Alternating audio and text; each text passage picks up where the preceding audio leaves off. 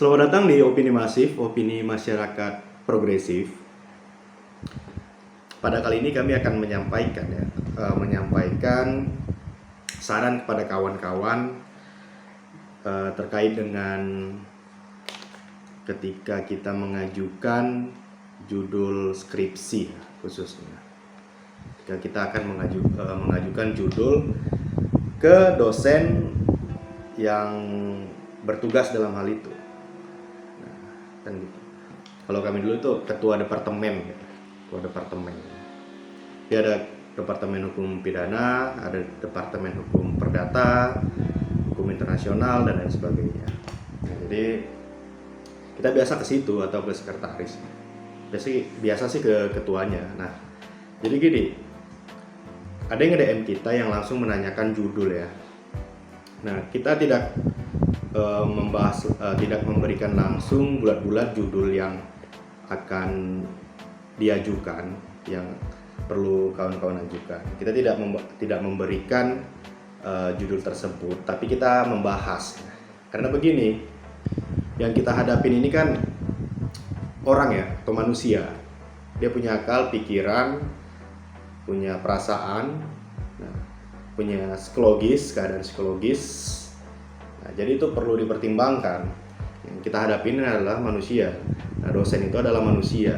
Nah, terkadang kita harus mencari tahu dulu. Gitu. Harus mencari tahu dulu. Ini tipe dosennya bagaimana.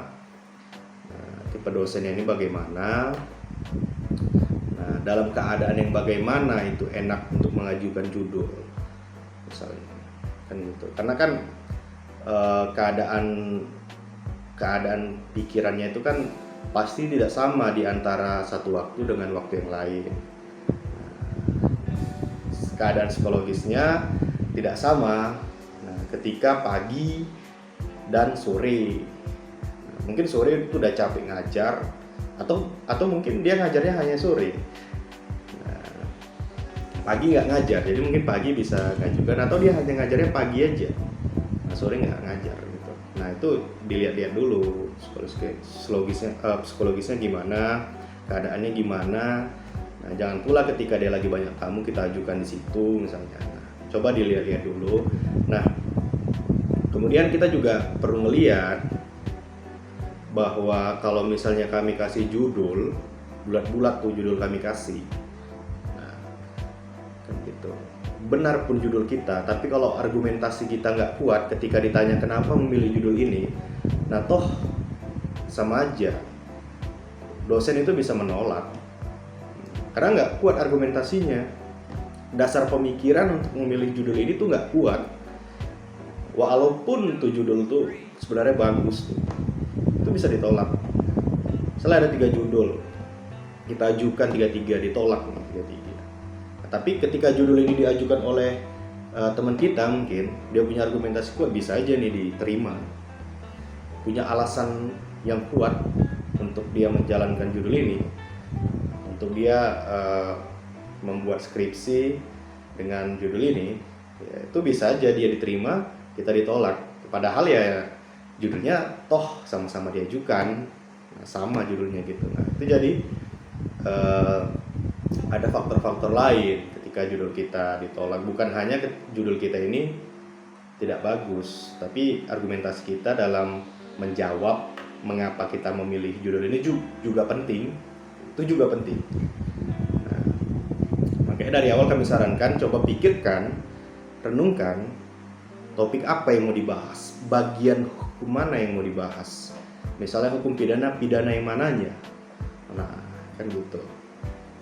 Setelah itu kan kita tentukan apa yang mau dibahas dan kita tentukan isu hukumnya. Nah, semua kan berangkat dari isu hukum. Nah, ketika ada isu hukumnya, ada permasalahan apa di isu hukum itu. Nah, itu kan baru kita rumuskan masalah. Oh, ternyata ada permasalahan. Nah, semua kan berangkat dari masalah. Gitu. Mungkin kawan-kawan yang selalu ditolak judul skripsinya, kawan-kawan nggak, yang jadi masalah itu adalah kawan-kawan nggak paham masalahnya apa. Gitu. Jadi perlu kita pahami juga bagaimana cara melihat permasalahan, bagaimana caranya. bagaimana cara melihat isu hukumnya. Nah, itu juga perlu. Nah, seperti itu. Mau apapun judul skripsi kawan-kawan, ya paling tidak alasannya itu harus kuat memilih judul itu.